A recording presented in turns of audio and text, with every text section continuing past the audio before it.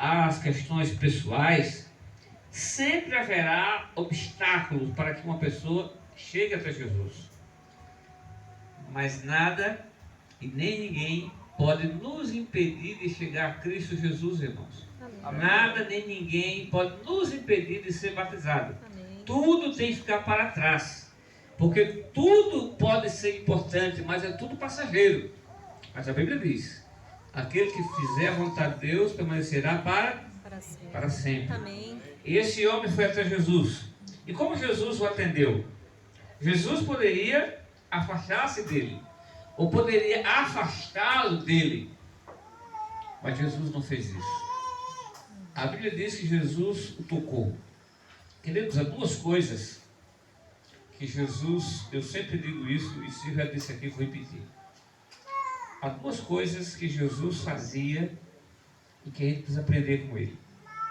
A primeira é que Jesus era uma pessoa que tinha muita comunhão com Deus. Ele orava muito. Nós não oramos, infelizmente, como Jesus orava. E certamente essa é a razão da nossa fraqueza espiritual. Jesus orava muito, Jesus tinha muita comunhão com o Pai. Às vezes passava a noite inteira orando. Nós precisamos aprender isso com Jesus. Outra coisa que Jesus fazia, ele amava muito as pessoas. Eu imagino quando aquela cena, né, da mulher pega em adultério, as pessoas com a pedra na mão. E Jesus disse que ele não tem pecado, que atire a primeira pedra.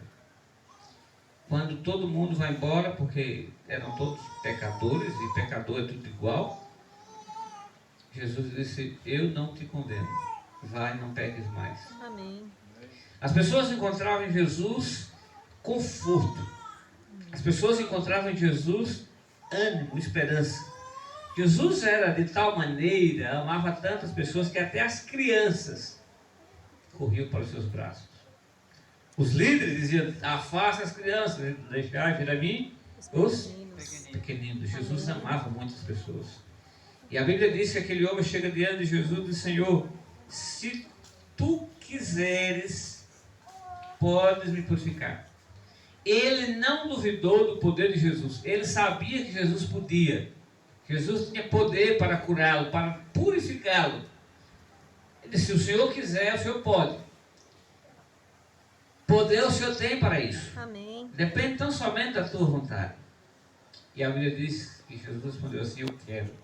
Fica limpo. Amém. Essa expressão fica limpo, queridos, é uma ordem. No momento que Jesus diz isso, no mesmo instante a lepra desapareceu.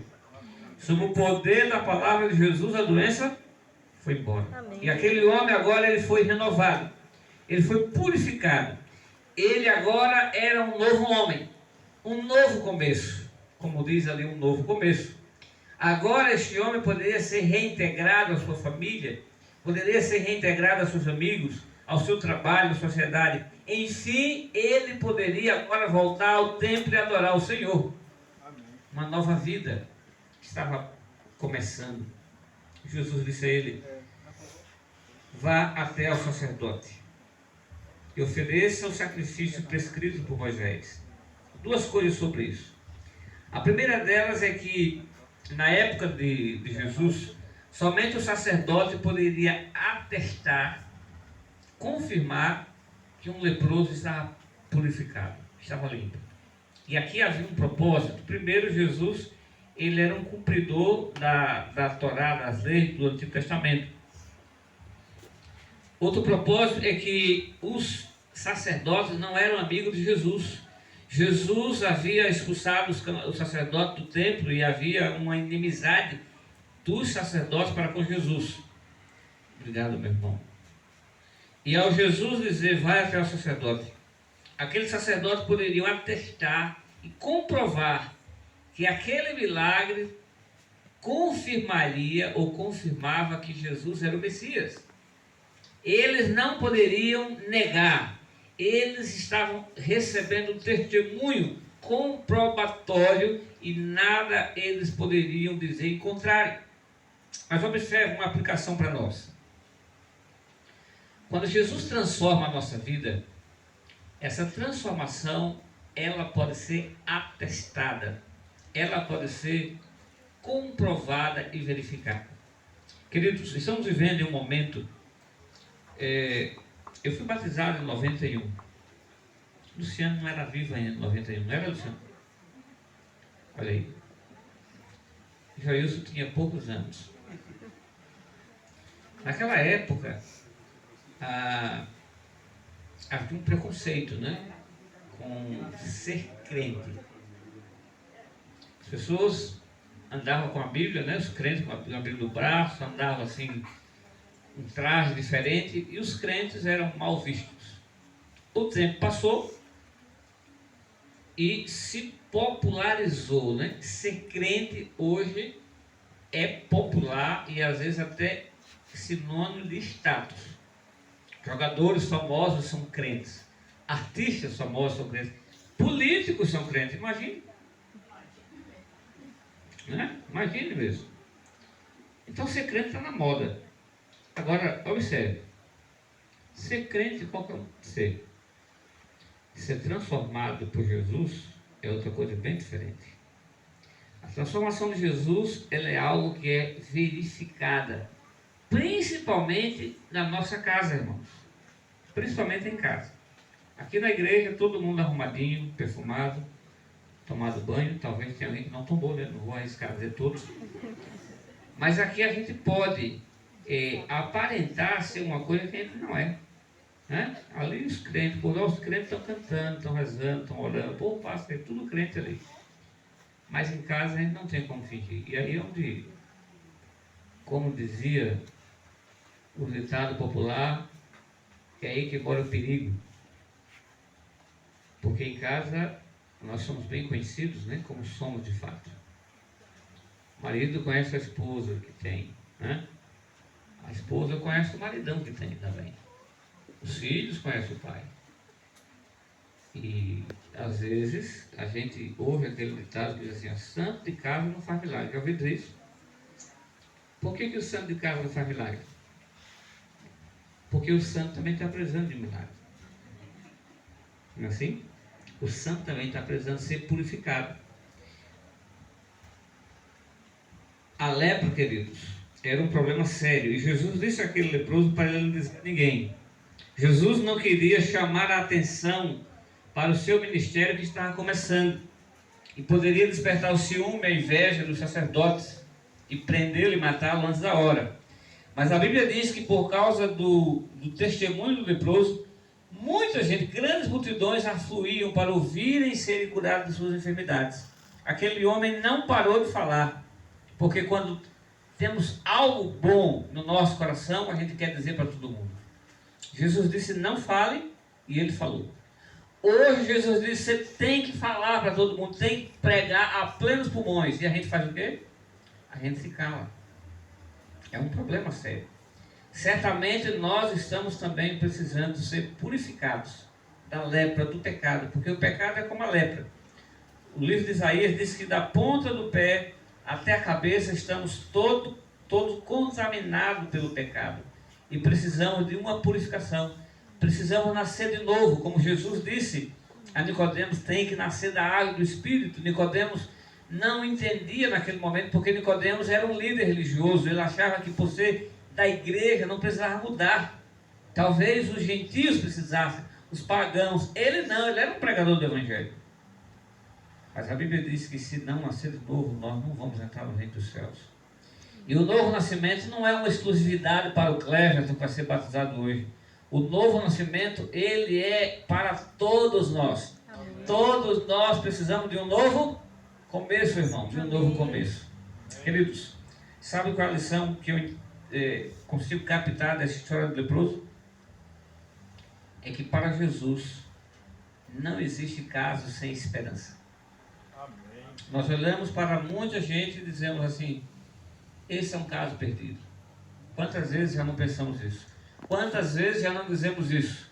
Quantas vezes não desistimos de alguém que estava escrito na Bíblia e dissemos: olha, aí não tem mais jeito. Só que para Jesus Não existe caso perdido. Jesus pode transformar o coração de uma pessoa. Jesus pode mudar a nossa maneira de pensar, a nossa maneira de ver as coisas. Ele pode tirar o pecado do nosso coração. Ele pode tirar a maldade que está arraigada no coração humano. Pode nos livrar dos vícios, de tudo aquilo que nos impede de estar na presença dele. Queridos irmãos, quero convidar aqui o Cleverton. Cleverton, pode vir aqui, por favor. Onde está você, irmão Cleverton? Aqui, Cleverton, aqui. Pode vir. Cleverton já chegou aos 40 anos, Cleverton? Minha idade, novo, né? 47 anos, um menino ainda. Quanto tempo você conhece a igreja, Cleverton? Verdadeiramente, né? A igreja eu conheço há uns 5 anos, né? Agora que servir a Cristo, verdadeiramente está 1 ano. Amém. Tudo bem. 5 anos. Somente agora chegou. Semana passada eu conversei com a irmã Isabel. A irmã Isabel é irmã de Itaporanga. Ela tem 53 anos que conhece a igreja adventista. 53. Meio século, mais 3 anos. 43 anos de batismo. Interessante, né? Uns chegam, demoram um pouco, outros demoram mais, depende das circunstâncias. Cleverton estava por aí, na vida que não era ideal. Estava nos caranguejos da vida, não é, irmão Cleverton? Grudado ali, grudado como quando o caranguejo pega assim com aquelas garras lá, segurando o Cleverton lá no mundão. Talvez alguns olhassem para ele e dissessem, não, isso é um caso perdido. Não tem mais jeito. A gente julga muito pela nossa maneira de ver. E a Bíblia diz que a gente não pode julgar, porque a gente não consegue julgar com justiça. Bom, Cleverton, Deus abençoe você. Amém. E seja bem-vindo à família de Deus. Amém. Viu? Amém. Estou muito feliz, né? Amém. Porque Deus, quando ele lançou a semente dele sobre a terra, né? Para tudo tem um tempo de colher seu fruto, né? Amém. E hoje Deus está colhendo o fruto dele, né? Amém, amém. A semente tem um processo. Semear, morrer, germinar, crescer e dar frutos. Que Deus nos abençoe. Nós vamos orar agora de novo pelo Cleverton e vamos orar por você também. E se você tem alguma coisa aí na sua vida que precisa do toque de Jesus, acredite, Ele pode lhe purificar. Amém. Vamos ficar em pé e vamos orar. Querido Pai Celestial, muito obrigado porque Jesus, Ele nos aceita, Ele toca o nosso coração e nos purifica do mal. A Bíblia diz que o sangue de Cristo nos purifica de todo o pecado.